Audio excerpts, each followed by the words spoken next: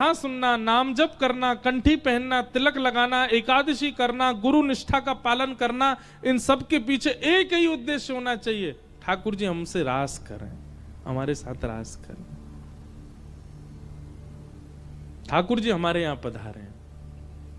तू है सखी बड़ भाग बड़ी, गोपाल तेरे घर आवत हैं। भरी सभा में बैठे थे कहां? कौरवों के पास, द्वारिकाधीश। अब देखो द्वारिकाधीश के लिए क्या कहा जाता है कि द्वारिकाधीश शांति दूत बनकर के गए थे कौरवों के पास, लेकिन अंतरंग बात तो कोई जानता नहीं। ठाकुर जी को शांति दूत बनने की आवश्यकता नहीं। भगवान क्या जानते नहीं कि कौरव मेरी बात मानेंगे नहीं? ठाकुर जी कौरवों के लिए गए ही नहीं है, ठाकुर जी तो विदुर जी के लिए गए थे।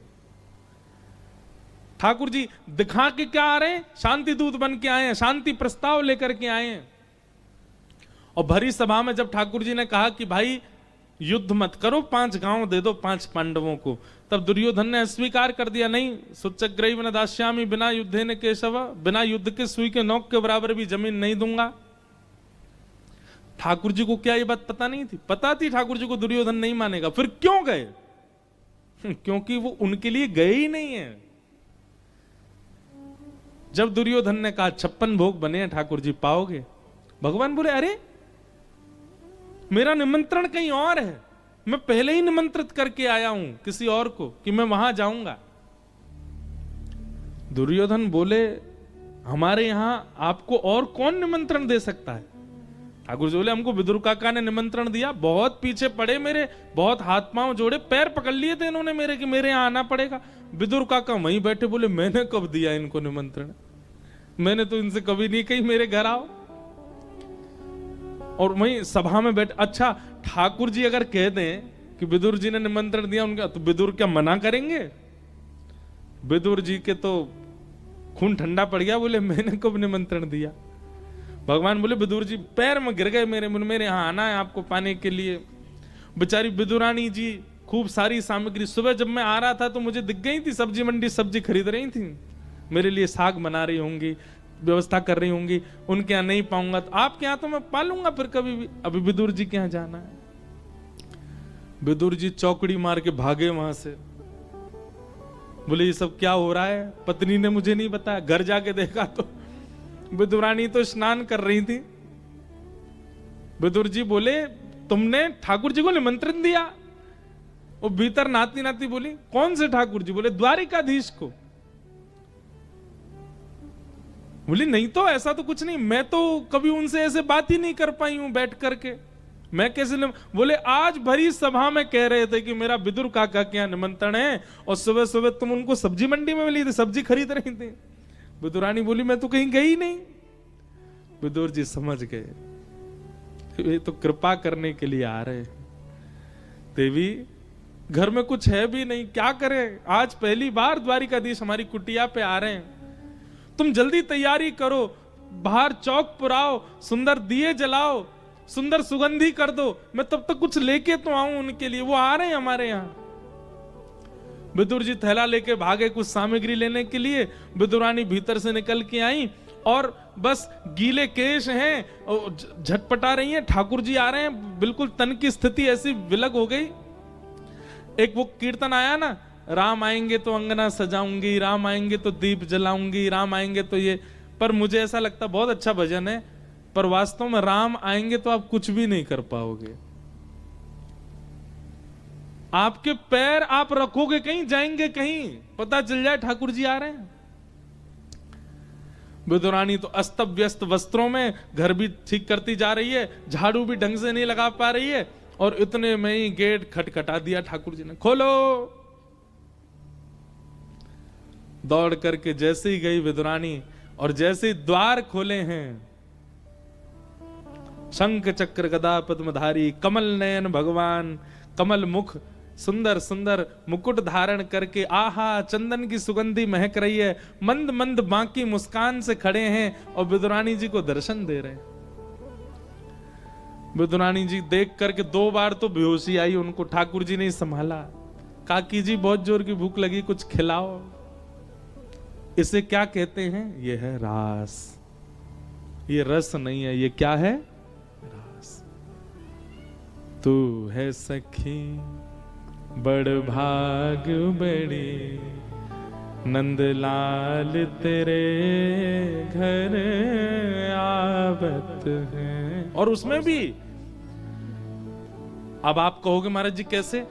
प्रसाद कौन है? प्रसाद ठाकुर जी तो हैं। ये प्रसाद के रूप में आपके घर आ रहे हैं, अपने अपने जनों के रूप में आपके घर आ रहे हैं। और एक और बात कहूं, अपनी याद के रूप में आपके घर आ रहे हैं। ये सब रास है। आप बैठे हो मुंबई में और बैठे बैठे नेत्र बंद हो जाएं, ठाकुर जी की याद आने लग जाए, कमल नयन कमल मुख, कैसे सुंदर श्री ठाकुर जी, द्वारिका की याद आने लग जाए, समझो ठाकुर जी आ रहे हैं। ये रास हो रहा है।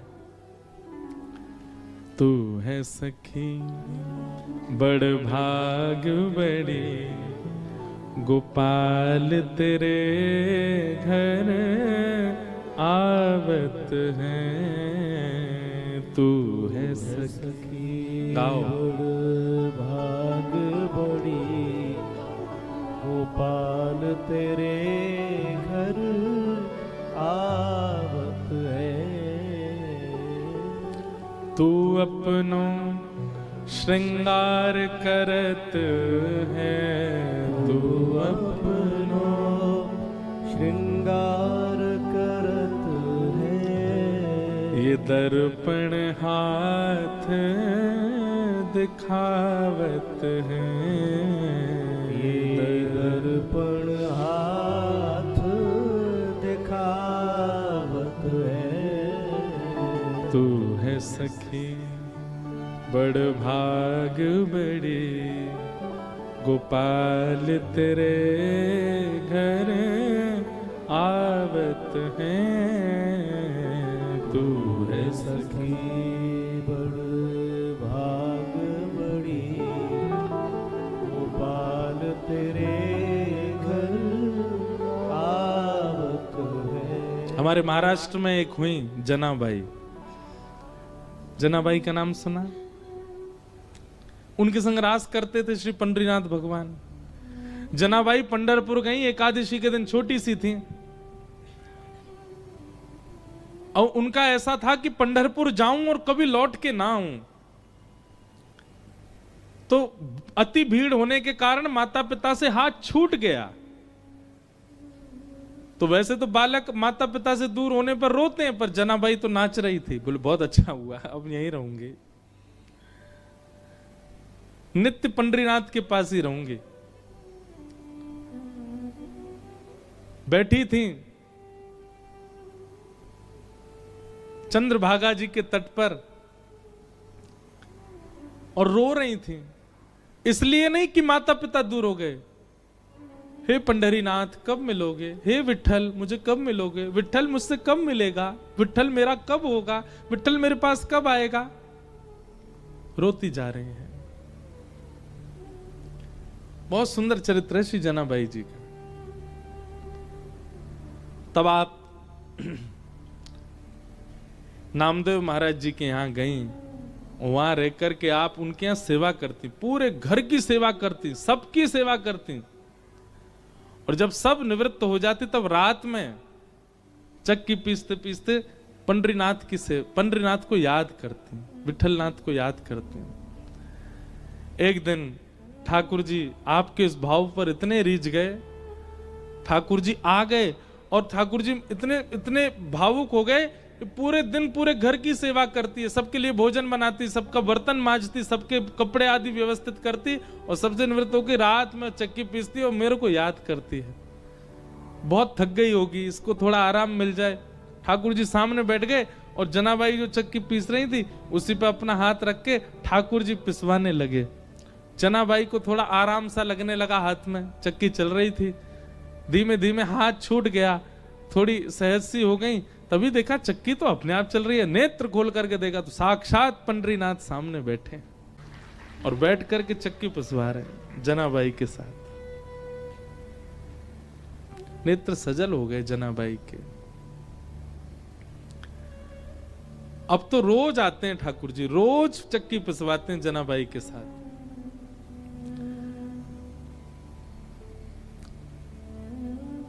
और ऐसे नहीं, ठाकुर जी आते अपने आभूषण उतार करके धर देते, क्योंकि आभूषण पहन के नहीं हो पाता था। आभूषण उतार के रखते, बढ़िया हाथ पांव बिल्कुल पीतांबरी ऊपर करके अच्छे से चक्की पिसवाते जनाबाई के साथ। इसे क्या कहते हैं? ये रास है। हम कथा इसीलिए सुन रहे हैं कि हम रास की स्थिति में जा सकें, हमें भी कभी रास का अनुभव हो। रास का मतलब नृत्य नहीं होता, पर हां जब रास होगा तो नृत्य करने लगोगे। जब ठाकुर जी आ जाएंगे सहज भाव से, तो फिर क्या करोगे? फिर तो नृत्य ही बनेगा।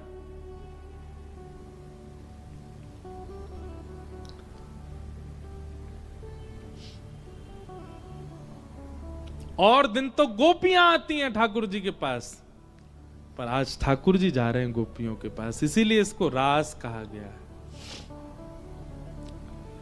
भगवान ने, और ऐसा नहीं थोड़ा बहुत रास किया, 6 महीने की रात्रियों को आमंत्रित किया वृंदावन में। रास को समझना बहुत सामान्य बात नहीं है, अच्छे अच्छों की मति घूम जाती है। 6 महीने की रात्रियों को आमंत्रित किया भगवान ने। 6 महीने तक ब्रजवासी सोते ही रहे, रात ही रही और ठाकुर जी का रास चलता रहा। ऐसी योग माया। मतलब देते भी हैं तो नैकाद नहीं देते, पूरा पूरा देते हैं। मैं एक बात कहता हूं, हमारे ठाकुर जी की गणित बहुत कच्ची है। ठाकुर जी को केवल 2 ही चीज आती हैं गणित में, सब्सट्रैक्शन और एडिशन, बस यही आता है। जोड़ भाग ये सब तो आते ही नहीं है ठाकुर जी को। मल्टीप्लिकेशन डिवाइडेशन ये सब बोल दिया ना, ठाकुर जी कहेंगे ओ भैया मेरी मैया ने मुझको विद्यालय ना भजो, ये सब मत बोले, इतनो भाग इतनो जे, पूरो पूरो दो पूरो पूरो लियो, इतनो ही आवे, बिल्कुल मत दो बिल्कुल मत लियो। मोए अगर देनो चाहो तो पूरो दे दो और मोते पूरा ले लो। आप कहो महाराज ठाकुर जी आपका 20%, मन हमारा आपके प्रति 20%, बाकी का 80% परिवार में। ठाकुर जी कह रहे हैं 20 हम पे नहीं आते, हम पे तो या तो 0 आता है या 100 आता है, इसके अलावा और कुछ नहीं आता। या तो बिल्कुल मत दो या फिर पूरे दे दो। सब गोपियां भगवान ने वेणु का नाद किया, सब दौड़ पड़ी ठाकुर जी से मिलने के लिए। योग माया गोपियों का रूप धारण करके एक एक घर में विराजमान है। सबको लग रहा है हमारी बहू बेटियां घर में ही हैं, पर नहीं, वास्तविक रूप से सब ठाकुर जी के संग रास में है। भगवान के समीप पहुंची, ठाकुर जी ने वेणु वाद्य पूर्ण करके गोपियों से कहा अपने आने का कारण बताओ। गोपियां बोली आपने निमंत्रण दिया था, और निमंत्रण देने के बाद अभी वंशी में भी आपने क्लीम शब्द बोल करके, ध्वनि नहीं बची है, शब्द था, अरे चल गोपी तेरी प्रतीक्षा कर रहे हैं ठाकुर जी, और हम सब छोड़ छाड़ के आ गए, तुमसे कह रहे हो क्यों आई हो, आपने ही तो बुलाया था। भगवान ने यहां पर परीक्षा लेने के लिए 10 श्लोकों में गोपियों से कहा चली जाओ। गोपियों ने उत्तर में 11 श्लोकों में प्रणय गीत गाया। मैं वंबे मोरहति भवान गदितुम निशंसम संतज्ज सर्व विषयां स्तव पादमूलम भक्ता भजस्व दुर्वग्रहमात्यजास्मान् देवो यथादि पुरुषो भजते मुमुक्षु। गोपियों ने स्तुति गाई, ठाकुर जी ने उनके साथ रास किया, पर रास करते करते गोपियों को अभिमान हो गया। ठाकुर जी जब सरल हो जाते हैं, सहज हो जाते हैं, तो हम में कहीं ना कहीं सूक्ष्म अभिमान आ जाता है। हम तिलक लगाते हैं, कंठी पहनते हैं, कथा सुनते हैं, कथा सुनाते हैं, इसका भी हमको अभिमान हो जाता है। देखो 7 दिन 3 घंटे रोज एक आसन पर बैठ के मैंने कथा सुन ली, ये भी एक अभिमान है। मैं बिना तिलक के नहीं रहता, ये भी एक अभिमान है। मैं ऑनियन गार्लिक नहीं खाता, ये भी एक अभिमान है। मैं रोज गीता जी का पाठ करता हूं, ये भी एक अभिमान है। इतना सूक्ष्म अहमत्व भी ठाकुर जी को प्रिय नहीं है। अहम शून्य बनना पड़ेगा उनकी प्राप्ति के लिए। गोपियों के लिए ठाकुर जी जैसे सहज हुए तो गोपियों को अभिमान हो गया, हम बहुत सुंदर हैं, इसलिए हमारे रूप पर ठाकुर जी मोहित हो गए। ठाकुर जी बोले अरे गोपियों, पूतना की सुंदरता पर सब मोहित हो गए थे, तब मैंने तो आंख खोल के भी नहीं देखा, तब तुमको पता नहीं चला कि मुझे रूप नहीं प्रभावित कर सकता। मुझे ऐसा लगता है कि हमारे ठाकुर जी एक ही रूप में क्यों रहते हैं, वो मूर्तिमंत क्यों रहते हैं? क्योंकि उनको हमारे मान की रक्षा करनी है, कहीं हमको अभिमान ना हो जाए। गोपियों को जैसे ही मान हुआ, ठाकुर जी को बहुत पीड़ा हुई।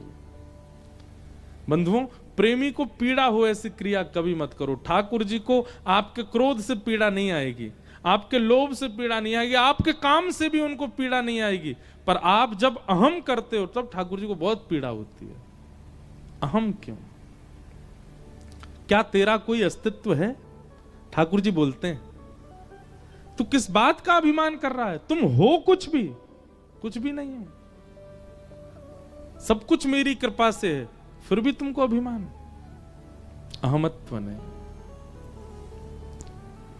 द्वारिकाधीश मंदिर में 56 भोग कराइए, ध्वजा जी चढ़वाइए, ठाकुर जी का श्रृंगार बनवाइए, पर उसमें लेश मात्र भी ऐसा विचार नहीं करना है कि ये मैंने कराया है, ये मेरे द्वारा हुआ है। हमने अपने बहुत अच्छा सूत्र लिया, हम जो भी कुछ कराते हैं सब में लाल जी का नाम है। पद कौन लिख रहे हैं? बोले लाल जी। ध्वजा जी कौन करवा रहे हैं? लाल जी। भंडारा कौन ने करवाया? लाल जी। कथा कौन करवा रहे हैं? लाल जी। सब में लाल जी आगे, और फिर आप आनंद देखना, सब में लाल जी को आगे करो। अपने ठाकुर जी को एक नाम रख दो, उनके नाम से ही सारे ट्रस्ट फर्म सब कुछ हुआ। मैं लाल जी कमाई कर रहे हैं, लाल जी कर रहे हैं, लाल जी सब हो रहा है। पर भैया हाथ जोड़ के विनती, कोई गलत क्रिया करने वाले भगवान का नाम मत रख देना, हमारे लाल जी करवा रहे हैं सब। कोई जुआ खेलने जाए, पूछे भाई तो क्या किस नाम से जुआ खेलोगे? गिरधर लाल जी के नाम से खेलेंगे। ठाकुर जी महाराज वैसे तो वंशी वारे हैं, पर ऐसे वारे के लिए सुदर्शन ले लेंगे हाथ में। ऐसा नहीं करना।